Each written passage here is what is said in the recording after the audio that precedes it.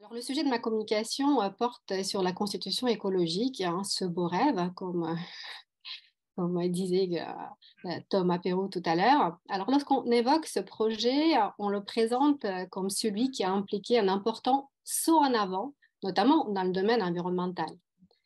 Ce projet, d'ailleurs, n'a pas manqué d'enthousiasmer les défenseurs de la nature, tant au Chili que dans le monde entier.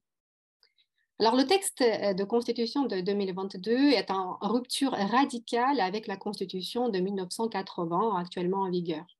Cette rupture n'a pas été difficile d'acquérir puisque celle de 1980 reste assez muette sur la nature et notamment sur l'écologie. Mais en outre d'être en rupture, le texte est qualifié d'écologique ou vert par la doctrine, puisqu'il opère un changement radical de paradigme, changement qui était impensable il y a encore quelques années. Et plus précisément, ce texte il propose de passer d'une logique de domination et d'exploitation de ressources naturelles très présente dans la Constitution de 1980, hein, si on pense uniquement à l'exemple de l'eau qu'on vient de voir. Donc, il propose de passer de cette logique de domination à une logique de buen vivir, qui est précisée à l'article 8 du texte de 2022. La consécration du buen vivir, de cette philosophie des peuples autochtones, des peuples originaires, implique une transformation de toutes les institutions de l'État qui doivent composer avec ce nouveau paradigme. En effet, la présence des représentants des peuples originaires au sein même de l'Assemblée constituante a permis justement d'instaurer un débat sur ce principe, sur cette philosophie, et au final de l'intégrer au sein du texte de 2022. Alors, le bon vivir, comme l'indiquent les auteurs du texte, est basé sur un principe de bonne coexistence et d'interdépendance entre les êtres humains et la nature. Et ce principe, ce concept de bon vivre philosophique, il est défini au sein même du texte, à l'article 8, comme une relation harmonieusement équilibrée entre les personnes, la nature et l'organisation de la société. D'ailleurs, dans le prolongement de cette nouvelle approche, dans la manière d'appréhender la nature, le texte de 2022 ne fait, ce qui est quand même assez fort, ne fait jamais référence à l'expression très connotée, car utilitariste et anthropocentrée, de ressources naturelles. Donc, à aucun moment dans le texte, ce terme n'y figure. Alors, dès le premier article du projet, l'identité écologique de l'État chilien est assumée. Article 1er, point 1 du texte affirme clairement le Chili est un État de droit social et démocratique. Il est plurinational, interculturel, régional et écologique. Toujours dans le même article, donc le premier, le projet insiste sur le fait que les êtres humains entretiennent une relation indissoluble avec la nature, tout en affirmant un peu plus loin dans l'article 8 que les personnes et les peuples sont interdépendants de la nature et forment avec elle un tout indissociable.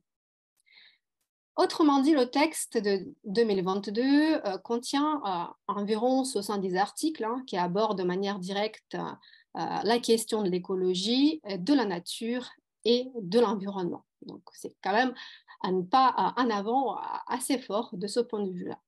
Alors, pourquoi avoir fait ce choix d'écrire une constitution qui est qualifiée d'écologique? En tout cas, le texte de 2022 est qualifié étant fortement écologique. L'explication,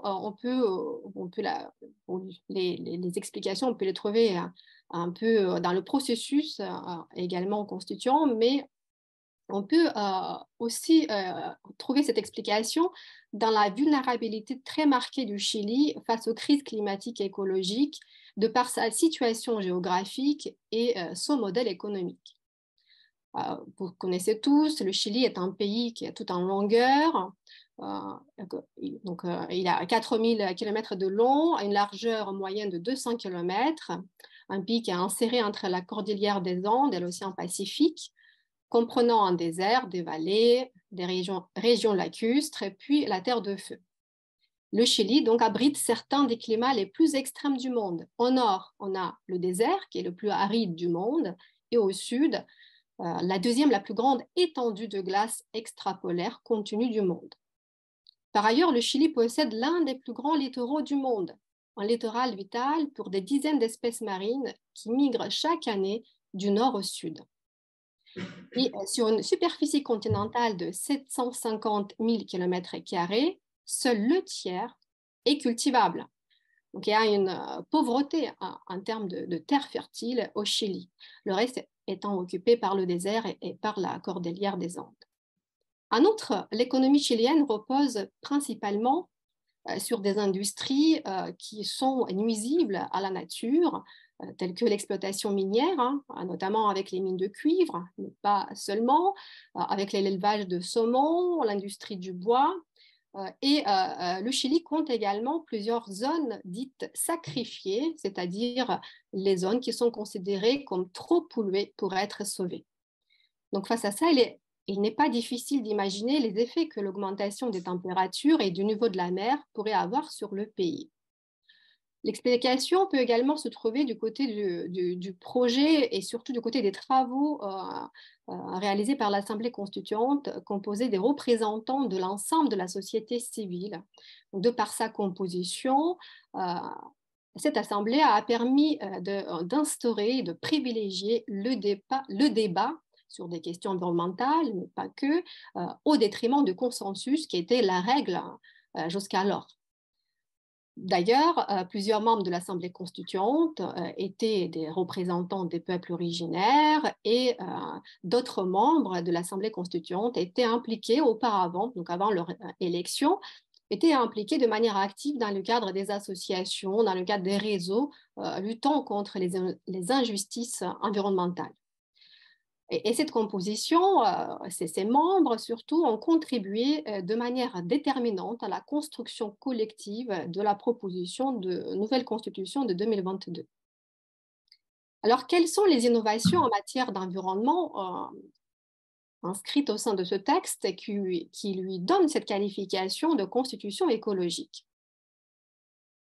Alors que tout d'abord, les innovations doivent être identifiés du côté des droits fondamentaux de nature environnementale, bien évidemment, mais également du côté des droits classiques qui vont se voir dotés d'une dimension écologique.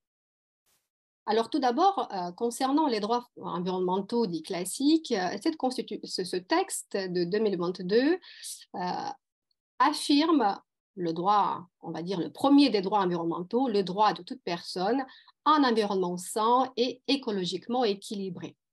Déjà, rien que dans la formulation de ce premier droit environnemental, on voit une innovation par rapport à la Constitution de 1980, puisque cette dernière reconnaît seulement le droit de vivre dans un environnement libre de pollution. Donc un droit qui a un champ d'application très limité par rapport à la proposition de 2022. Ce texte de 2022 reconnaît également d'autres droits environnementaux de nature procédurale, mais aussi substantielle, comme le droit d'accéder aux informations environnementales, le droit de participer à la prise de décisions publiques en matière environnementale, le droit de toute personne à un air pur tout au long de sa vie. Bien sûr, dans le domaine sensible de l'eau, il y a une reconnaissance du droit humain à l'eau et à l'assainissement. L'eau est également reconnue comme faisant partie de cette nouvelle catégorie juridique consacrée dans ce texte, à savoir les biens communs naturels qui ne peut pas être approprié, qui ne peut pas faire l'objet d'une appropriation. Par ailleurs, ce texte de 2022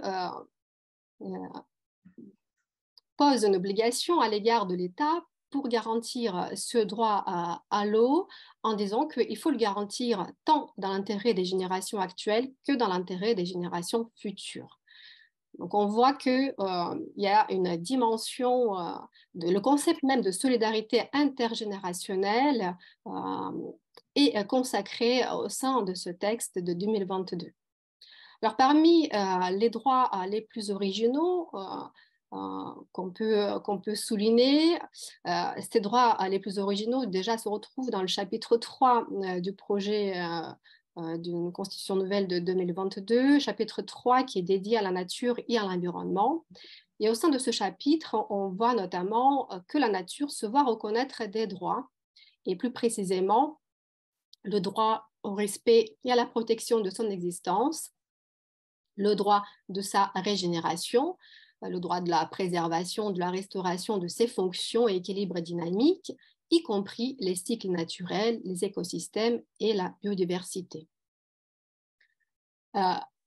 On voit quand même que la nature, même si elle se va reconnaître des droits, le projet de 2022 ne va pas jusqu'au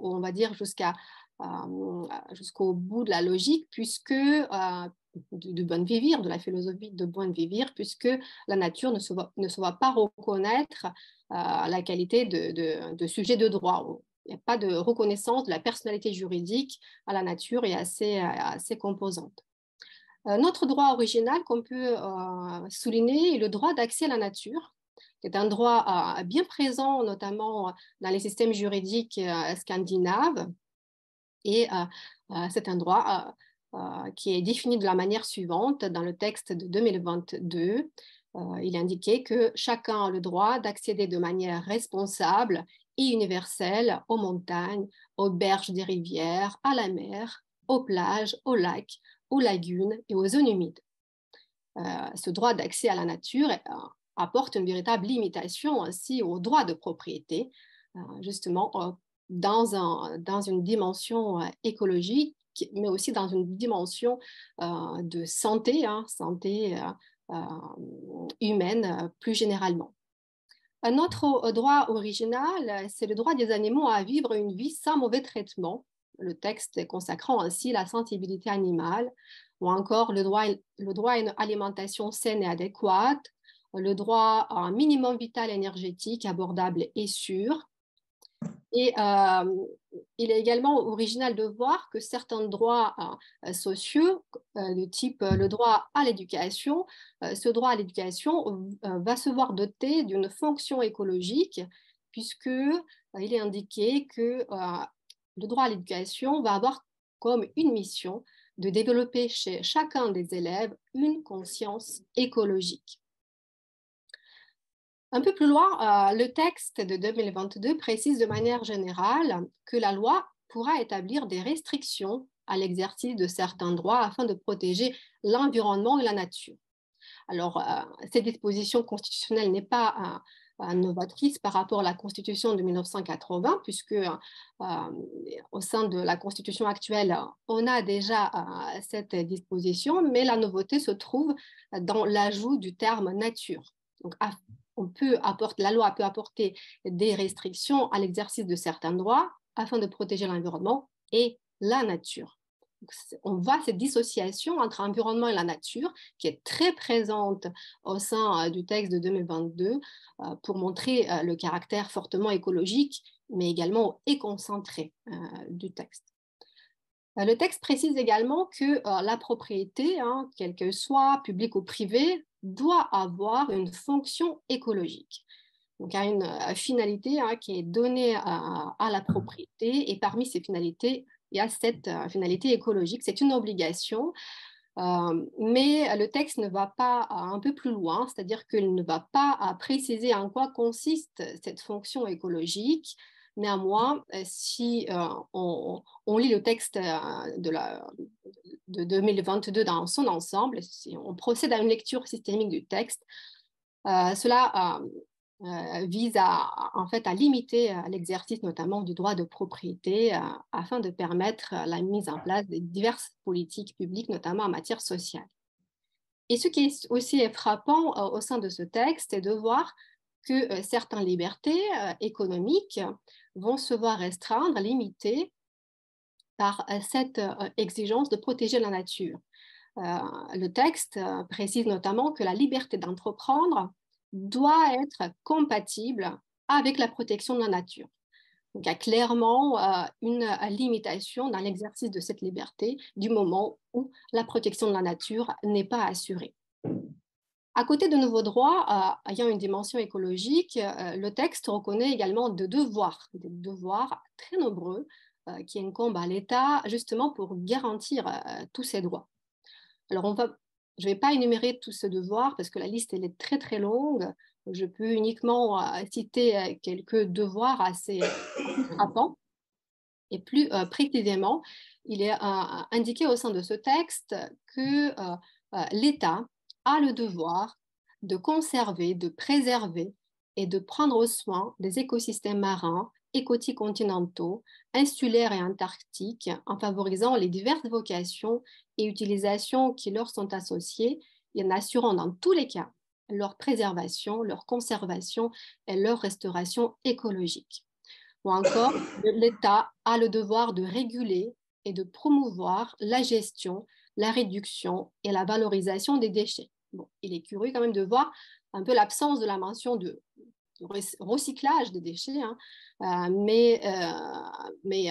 déjà la gestion de déchets qui incombe à l'État est en soi une innovation par rapport à la Constitution de 1980. Ou encore, il est indiqué que l'État, en tant que gardien des zones humides, des forêts autochtones et des sols, assurera l'intégrité de ces écosystèmes, de leurs fonctions, de leurs processus et de leur connectivité hydrique.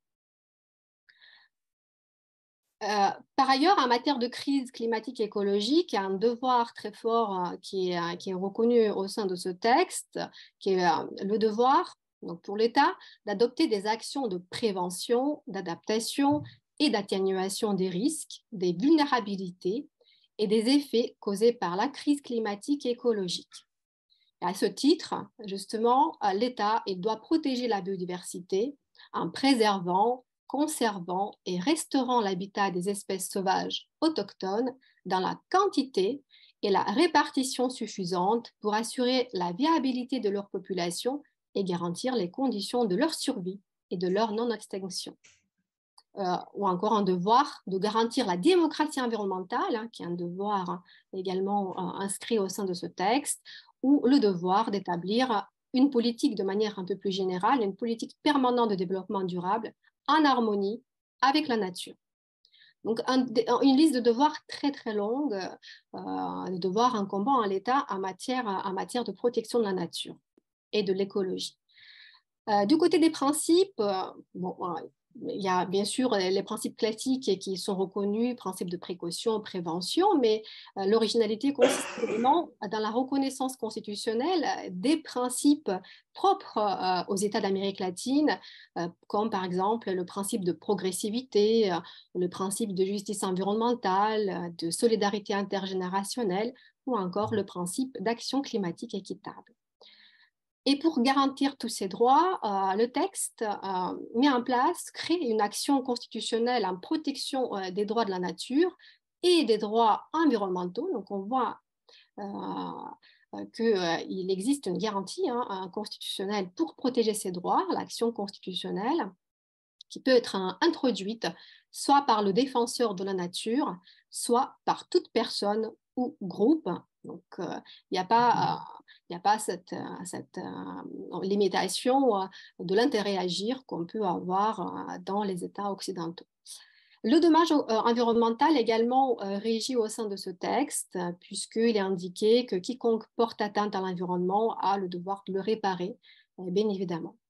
Alors, autre innovation en matière écologique, du moment où le projet de nouvelle constitution de 2022 change de paradigme pour adopter la philosophie de Buen Vivir, bien évidemment, cela va impliquer une transformation des institutions de l'État.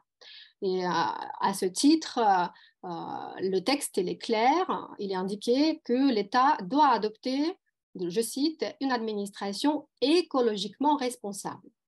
Donc ça, c'est une disposition générale par rapport à cette transformation des institutions de l'État. Les entités territoriales ont le devoir d'établir une politique permanente d'équité territoriale, mais aussi de développement durable en harmonie avec la nature. Et les entités infranationales, les divisions territoriales, vont se voir octroyer des compétences en matière environnementale jusqu'alors absentes. On assiste aussi à la création de nouvelles institutions dans ce domaine. Par exemple, le défenseur de la nature, ou encore la création de l'Agence nationale de l'eau, ou encore la création du Conseil national de bioéthique.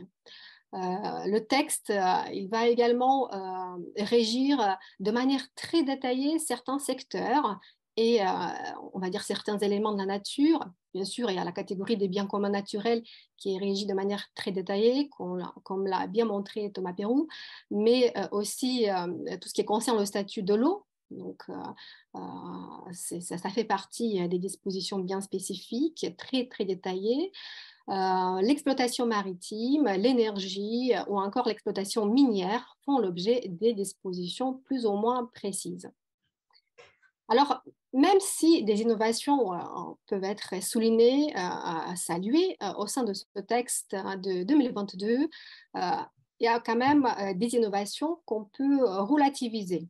En tout cas, dans certains domaines, le texte n'apporte pas grand-chose par rapport à l'état de droit actuel et ne va pas plus loin que la Constitution de 1980.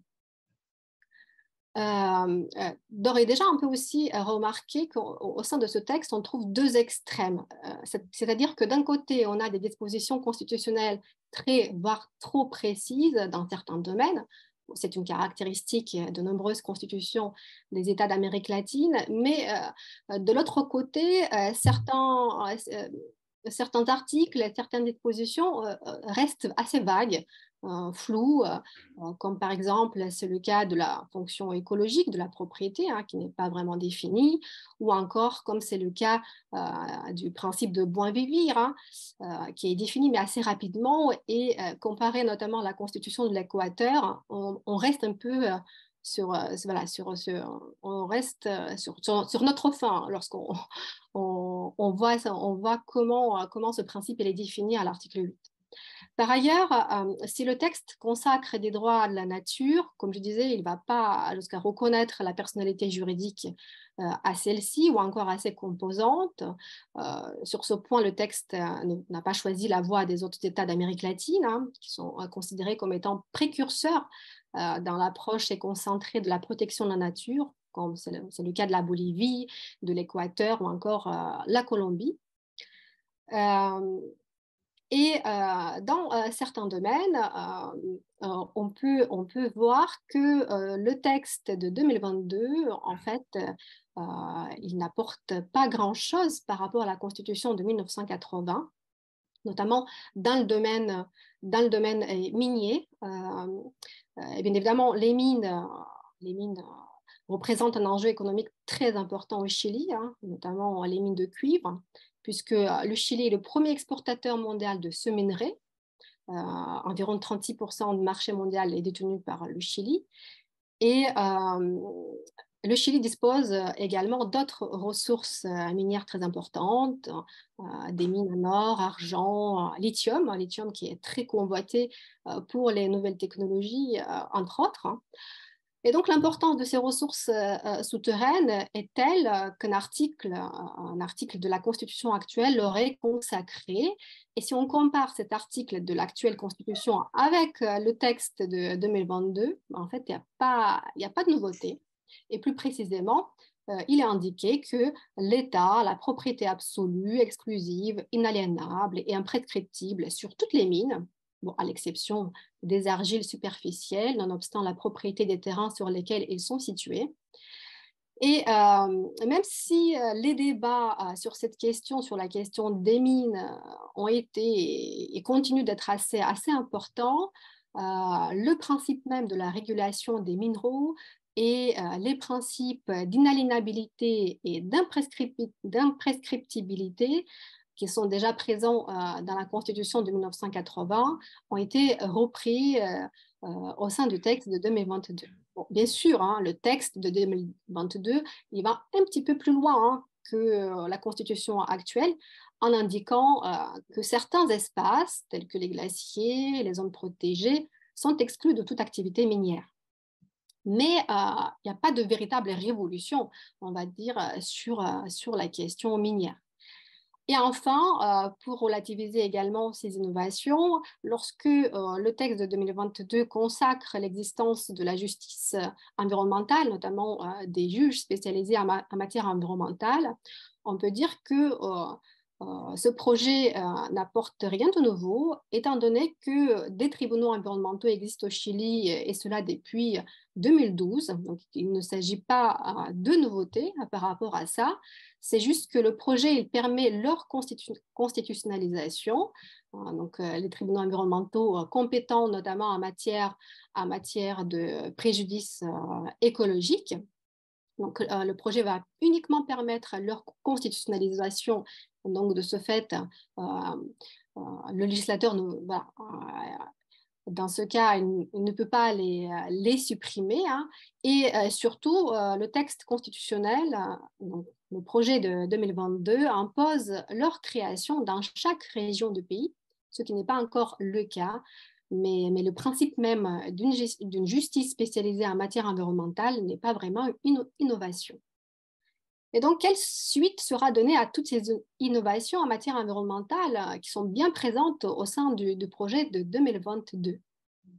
Alors, si certains auteurs restent assez pessimistes hein, sur l'avenir de ces innovations dans le futur texte, puisque dans la forme que le fond de la suite de processus constituants chiliens ne laisse pas beaucoup d'espoir, d'autres auteurs restent optimistes en considérant que le texte de 2022 a mis en place en quelque sorte un minimum acquis environnemental qui sera repris dans les grandes lignes par la commission d'experts. Alors, le suspense sera levé bientôt hein, et s'il va être levé bientôt, il convient néanmoins d'affirmer que malgré le rejet du texte par le peuple chilien en septembre 2022, il est quand même déjà entré dans l'histoire constitutionnelle. Il est déjà entré dans l'histoire constitutionnelle en montrant la voie vers un constitutionnalisme environnemental, voire vers un constitutionnalisme du vivant, pour reprendre l'expression du professeur Xavier Magnon. Et c'est un texte qui ouvre le champ des possibles et on pourra s'en inspirer. Je vous remercie pour votre attention.